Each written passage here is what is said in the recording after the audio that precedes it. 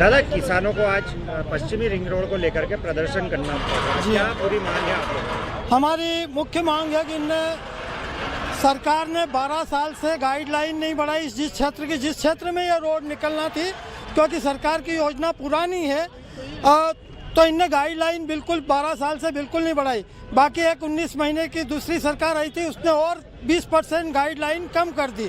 आज वर्तमान में ज़मीन के रेट वहाँ 2 करोड़ 3 करोड़ रुपए बीघा का है और सरकार उसमें मुश्किल से 1 करोड़ रुपए हेक्टर के पैसे देना चाह रही, तो वो उसमें बहुत फर्क है। इसलिए किसान उसका विरोध कर रहे हैं कि या तो उस रोड को रिंग रोड की आवश्यकता नहीं है। यदि आप बहुत सारी रोडें बनी हुई है, एक दूसरे से जुड़ी हुई है, तो रिंग रोड का या तो प्रस्ताव ही कैंसिल कर दे। और यदि सरकार को सड़क बनाना ही है, रोड बनाना ही है, तो निश्चित रूप से सरकार किसानों को पर्याप्त वर्तमान जो भाव चल रहा है उस भाव से पैसे दे और उसके बाद में जमीन का अधिग्रहण शुरू करें। हम तैयार है, उसके लिए कोई मना नहीं करता।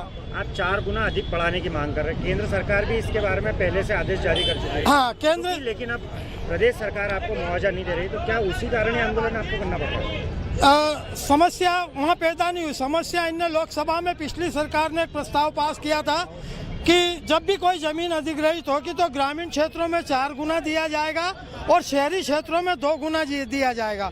अब समस्या है, उसमें एक लाइन उनने ऐसा पेच फंसा दिया कि राज्य सरकारों को एक आदेश दे दिया कि आप चाहे तो इसमें बदलाव कर सकते हैं। तो सभी राज्य सरकारों ने, मध्य प्रदेश सरकार ने तो कम से कम वो प्रस्ताव में कह दिया कि हम तो 2 गुना देंगे। राजस्थान में 4 गुना मिल रहा है, गुजरात में 4 गुना मिल रहा है। तो जब आपकी सरकार वहाँ भी है और यहाँ भी है, तो फिर यहाँ किसानों से भेदभाव क्यों? तो हम चाहते हैं कि 2014 के पहले जो लोकसभा ने प्रस्ताव पास किया था 4 गुना का, उसे वापस बहाल किया जाए, लागू किया जाए और 12 साल से रुकी हुई गाइडलाइन इसको बढ़ाया जाए। और जब गाइडलाइन बढ़ जाएगी तो 4 गुना मुआवजा दे दें। और यदि उसके बाद भी किसानों को गड्ढा दिखता है उसमें कि कम पैसे मिल रहे हैं, तो सरकार को, राज्य सरकार को चाहिए कि एक विशेष पैकेज देकर हम किसानों को संतुष्ट कर ले, ताकि हम देश के में हम भी विकास चाहते हैं, विकास में हम भी बाधक बनना नहीं चाहते हैं। लेकिन इतना अत्याचार भी यदि किसानों के साथ हो रहा है तो वो भी हम सहन करना नहीं चाहते। आप लोग आज यहाँ खाने का भी सामान लेके पहुंचे और अनिश्चितकाल हड़ताल की बात भाई, जिला प्रशासन से अनुमति ली, हमने जिला प्रशासन को अवगत कर दिया है। 2 बार कलेक्टर साहब के साथ में रेसिडेंसी कोठी में भारतीय किसान संघ की बैठक हुई है, उसमें कोई हल नहीं निकल पाया। जिलाधीश महोदय ने भी कहा था कि हम आपके मुख्यमंत्री जी से चर्चा करवा देंगे।